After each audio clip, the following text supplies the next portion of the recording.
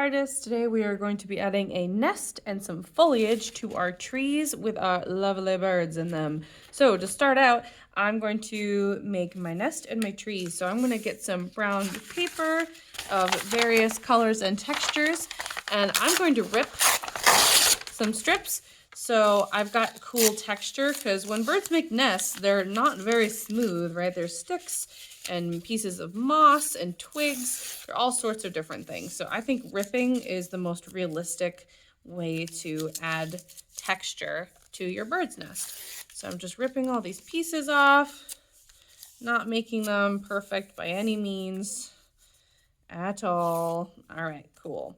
So I've got some pieces of paper here.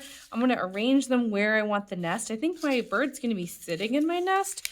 So I'm just going to kind of plan out quickly where I think all of these things should go. And they're going to kind of overlap, right? Okay. And I might want to use the cup of glue with a glue brush, or I might want to use a glue stick. Either way, that's okay. All right, I think I've got a good plan. I'm just going to kind of carefully place these around. I'm going to add some glue all around my bird's belly. There we go. And I'm going to glue those things down kind of at an angle here. And I might need to add some more glue on top later. There we go. And it's okay if things are like popping out of the paper, right? They're supposed to be kind of messy and sticky. All right, like they're actually a bunch of sticks. There we go. All right, so I'm gonna add more and more and more until I've got this nice curvy round nest shape. Okay, I finished my nest. All my pieces are glued down, and now I'm going to add some foliage. With my pencil, I can draw some leaves on this piece of paper. This is a light green because it is springtime. I like to make my leaves pointy on both sides. And they're, kind of small to start with, but I can make bigger ones too to add some variety. That's something we are looking for in this artwork, is variety, which might mean you have different kinds of colors of green, you have different shapes and sizes of your leaves, and it'll make it a more interesting picture if you make some things different. If they're all the same, it's kind of boring. So I'm going to add some more leaves. Maybe this leaf is more like a oak leaf or a maple leaf, and it's kind of pointy and spiky. After I've drawn something, I'm going to cut around it because I don't need this whole big piece of paper slowing me down. All right, put that aside, and now I can go back and cut all these little individual spots, make it look more like an actual leaf.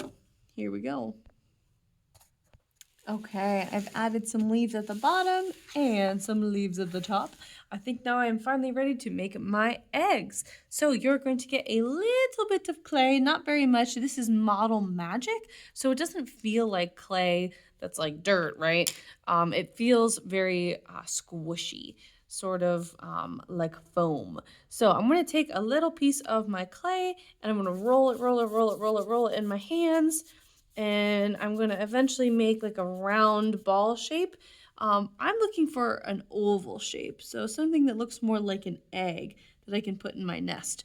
If I have a pinched top, it doesn't really look like an egg. It looks more like an acorn. So I'm going to roll it until it's nice and round. And I'm going to make as many eggs as I want out of my piece of clay.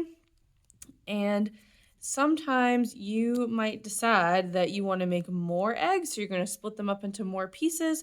Or if you make just a couple eggs, they will be much, much, much bigger, right? So decide if you want more eggs and they'll be smaller, or just one or two and they'll be larger. Okay, so I've got my eggs made, and I made a few little ones, and I'm going to place them within my nest, and I'm going to glue them into my nest. So using that glue brush, I'm going to glue on the back side of my egg, and I'm going to nestle it inside my nest. Nestle it, ha ha ha. That was a pretty funny one. Now I'm going to take all of these eggs and make sure they're well glued down in the spot that I want them, next to my bird. Look at that. All right. So now that I've got my eggs there, I'm not going to pick up my paper because if I pick up my paper, my eggs might fall off, right? I got to let the glue dry for a little while. While we're waiting for the glue to dry, let's paint the eggs. If you want to leave them white, that's okay. But I'm going to add a little bit of color. So I have a cup of water and my paintbrush, and I'm going to make my eggs maybe a little bit blue. I'm going to add a little bit of blue paint to my eggs. I'm going to be careful not to paint my bird. Oops, I added a little bit too much water. That's okay. And it just makes like a really light color because the clay will absorb this paint.